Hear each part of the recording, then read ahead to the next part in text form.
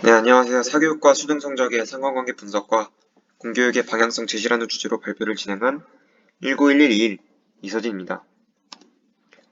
연구하게 된 배경은 다음과 같습니다. 최근 고등학교 학생들의 사교육 의존도가 꾸준히 증가한다는 사실을 접했고 연구를 시작하게 되었고요. 이에 따른 문제점에는 첫 번째 공교육 약화, 두 번째 국가적 교육 투자 낭비, 세 번째 가정의 교육비 부담, 네 번째 교육계의 불평등 등이 있습니다. 왼쪽에 보이시는 그래프가 연도별 고등학교 사교육비 총액이고요. 코드는 다음과 같습니다. 이어라는 리스트와 면이라는 리스트를 각각 만들어서 이어라는 리스트 안에는 2007년부터 2019년까지 차례대로 저장되게 하였고요. 먼이라는 리스트 안에는 연도별 사교육비라는 데이터를 제가 따로 불러와서 각각의 연도에 맞는 사교육비를 담아두게 하였습니다. 그 다음에는 매트플라이브를 이용해서 시각화하였습니다. 연구 동기 같은 경우는 대한민국의 사교육 의존도가 증가하는 현상을 보고서 사교육을 받는 이유가 궁금해졌습니다. 조사 결과 성적 향상 및 입시가 50%로 가장 높은 비중을 차지한다는 사실을 알게 되었고, 결과를 통해 다음의 질문들에 대한 결론을 데이터 분석을 통해 도출해내고 싶었습니다. 첫 번째는 높은 사교육 참여율이 반드시 높은 성적으로 귀결되는가? 두 번째, 공교육은 성적에 큰 영향을 주지 못하는가? 이 두 가지 질문에 대해 답을 하고 싶었고요. 목적은 데이터 분석을 통해 사교육, 공교육 참여율 그리고 성적과의 상관관계를 알아내고 공교육에 대한 인식을 바꾸고 앞으로의 방향성을 제시하는 것에 있습니다. 왼쪽에 보이시는 파이 그래프가 사교육을 받는 이유에 대한 그래프이고요. 코드는 다음과 같습니다. 이 그래프는 데이터가 많지 않아서 제가 리솔트라는 리스트에 각각의 퍼센테이지를 직접 넣어주었고요.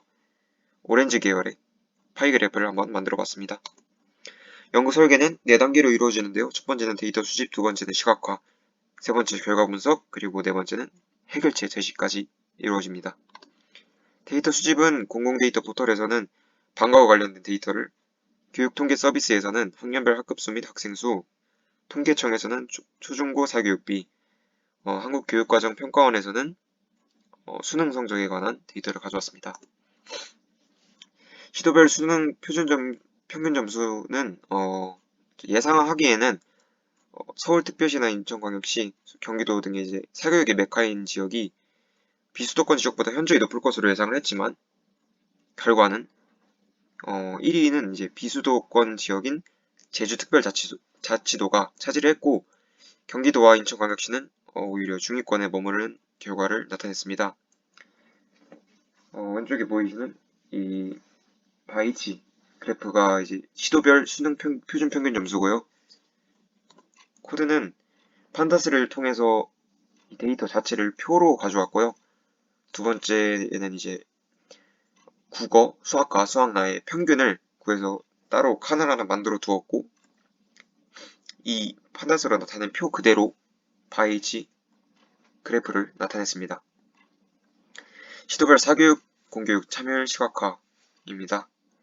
사교육 참여율이 높은 탑3 지역은 세종, 경기, 세종, 서울, 경기였고요. 일반적으로 수도권 광역시의 사교육 참여율이 더 높다는 것을 볼 수 있습니다.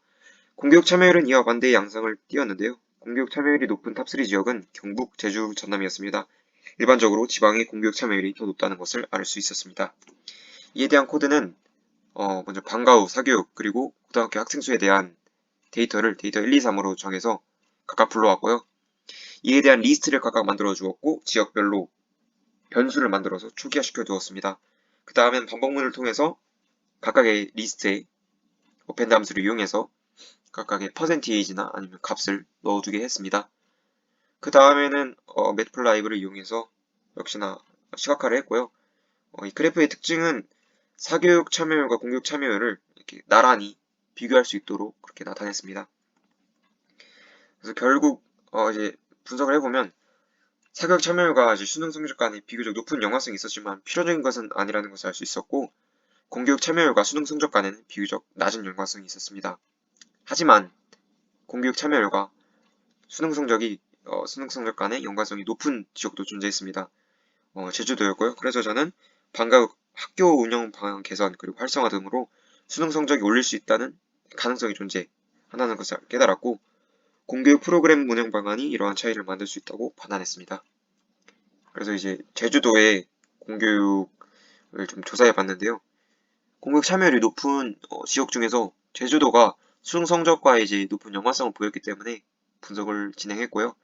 제주도 서귀포시의 한 고등학교에 방과학교 운영 시간표를 가졌습니다. 보시면 어, 방과학교 운영 시간표를 볼 수 있듯이 수능 과목을 중점적으로 다뤄서 수능을 대비시킨다는 것을 알 수 있었고요.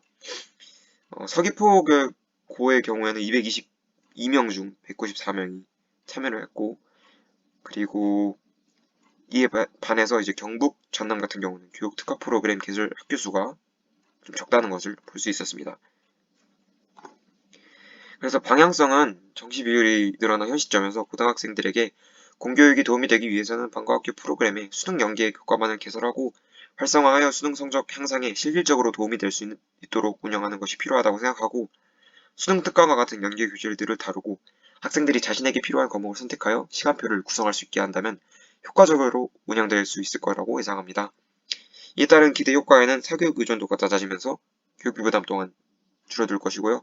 공교육의 위상이 높아지겠죠. 그래서 국가교육 지원 그리고 교육의 질이 높아질 것으로 예상하고, 학교 실적이 올라감에 따라서 방과 학교 참여율이 또 높아지고, 또 이에 따라서 또 학교 실적이 높아짐에 따라서 이러한 선순환이 반복될 것으로 예상합니다. 그리고 마지막으로 이제 수도권 광역시 지역의 과외 이제 교육 격차를 줄일 수 있지 않을까, 이렇게 조심스럽게 예상을 해보았습니다. 네, 지금까지 발표를 들어주셔서 감사하고요. 이서진이었습니다.